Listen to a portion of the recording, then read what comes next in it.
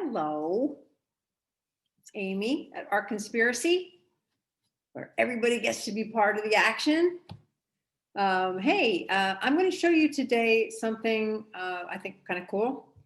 The essential information that you need to know about the head, the face and the head. Because sometimes you just need this simplest amount of, direction to do a believable figure, not necessarily realistic with all the bells and whistles. There will be no eyelashes involved in this lesson. Maybe a nostril, indication of a nostril, but we're going to do the simplified version. So let's get to it. Okay. If you watch my other video on the construction of the head, that will help you a lot on the basic proportion of the head, but this is now the essential information. So the head is an egg shape, and you get pretty good at drawing these eggs after a while. It's a little bit narrow or wider at the top. Okay, the eyes are in the middle, from the top of the head to the bottom of the chin. The eyes are right in the middle. And for some reason, some people want to put them up high, but you need room for skull and brains and hair and hat. So there we go.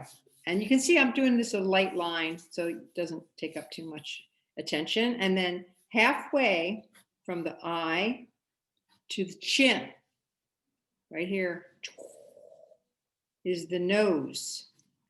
Just need a little line there. Okay, now look, you already got a head. We already see a face. It doesn't take very much to suggest the human face. We want to see it. So you don't really need all the information. You just need this essential information. Now we're going to take it a step further. There's a line that goes along one side of the nose up to the eyebrow, not to the eye. Some people turn it here and they go into the eye. Nope, go all the way up to the eyebrow.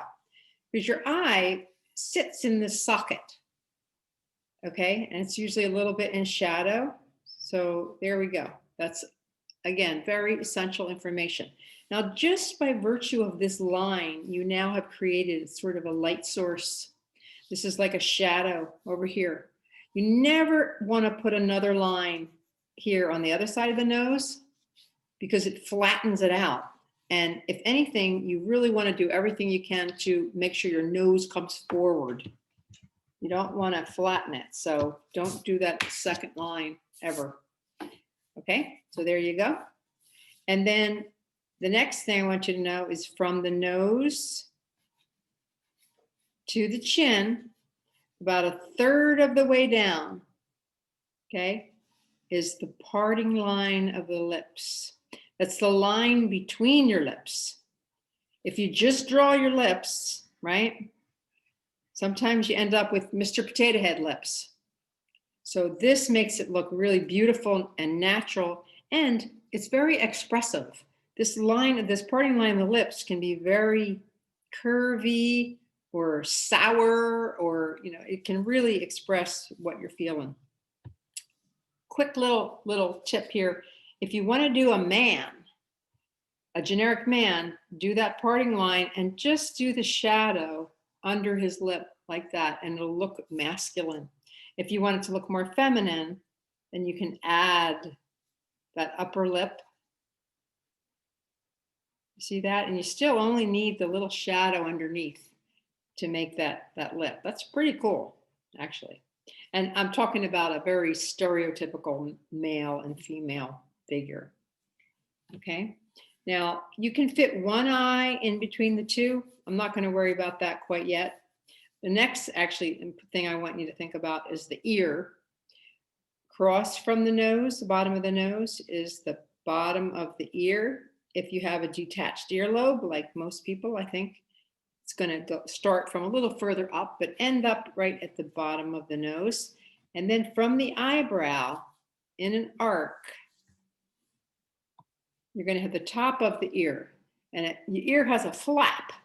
So it's going to come from lower, go up, and it kind of flattens on the top, and it makes a C shape at its simplest, just a C shape. And if you put one little line here, it makes it look thick. And now your egg has become more of your face, not just the whole head. So I add a little bit more skull back here at this point. There you go. Okay. Very, very simple. Now it's interesting because I showed you right away where the, the path of the eyes goes, but I didn't really draw the eyes. I drew the eyebrow and the nose and the mouth and the ear, and there's a reason for that. There's kind of a priority of information, and I want to do a little experiment here, a little illustration, and I want to show you what I'm talking about. Okay. Now, if you have a face, I propose that the most important thing is the nose. The nose cannot be left off. The eyes can be a suggestion, and the mouth is optional. Okay, so let's put this to the test. So here's where the eyes would go. Barely going to draw that because we're not really going to do the eyes. But halfway from eye to chin, okay, here's the nose. Now let's say this is a person. I'm going to give some hair to some context. Here's an earring. Okay, here's the face. You see the face? Yeah, pretty good. Okay. Now here we have just the eyes. Got them in the right place. Here's the hair. Same kind of information. How's that? That looks wrong. No, no, no. Unacceptable. Okay, let's do just the lips. You know where the eyes are, halfway. Nose, here's the lips. I'll make them substantial so we know they're lips. Nice. Hairdo, earrings. How's that look? Wrong. I'm telling you, it's the nose that is the most important. And then if you just locate these other things like the eye, I'm just literally scribbling where that eye is. And you can have just a smudge for the mouth, and that's good enough. It's the nose that really gives it the structure. And here, okay, you just have to have a suggestion, something that says nose. And then here, just a little bit of something to satisfy our need for the mouth. Can be crooked, offset. Okay, eyes, scribbles, but they're in the right location, these scribbles. Bada bum, bada boom, but you gotta have the nose. So again, the nose is essential. The eyes can be a suggestion. The mouth is optional. Okay, back to our head. I just want to tell you, since I did that, you can fit one eye in between the two. I'm not going to draw it because it always looks really strange. See, I'm drawing these as a set. Bada boom, bada bing. And then a half an eye on either side. Okay, just to give you a ballpark. Not going to get into the details. Again, essential information. And then your eyebrow, which tends to go up and then turn where your forehead turns. Got a set of them. There we go. And lastly, eyebrows are good. I mean, eyelids are good. Hair, just like I did here. Hair, draw it as a shape.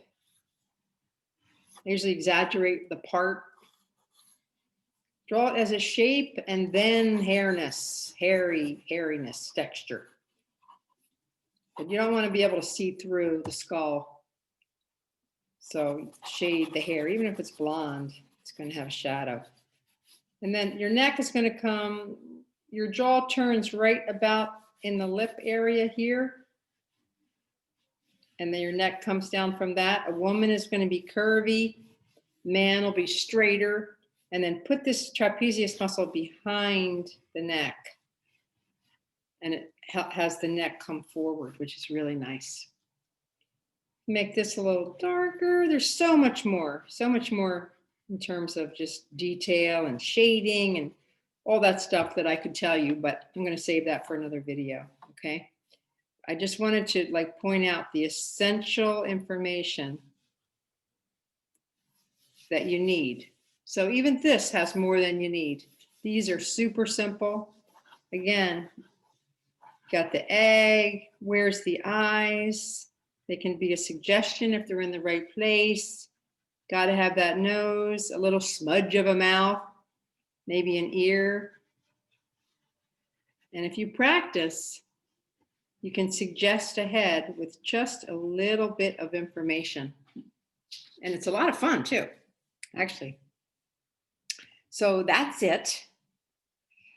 That's it for the essential head study. So practice your eggs. Do eggs, head, eyes. Do a whole piece of paper with like 20 eggs on them, and eyes in the middle, nose, again, divided in half, lips, and play with the information, the characterization, and just dress up your eggs and have fun. And then after a while, you don't even have to do the line and the structure because you'll know it, but you have to practice. So, okay, get to it. And I'm so glad you're here. I will talk to you again soon. Okay, artconspiracy.net. And I have a class schedule on there if anybody's interested in taking a course. Okay, stay safe and I'll talk to you soon.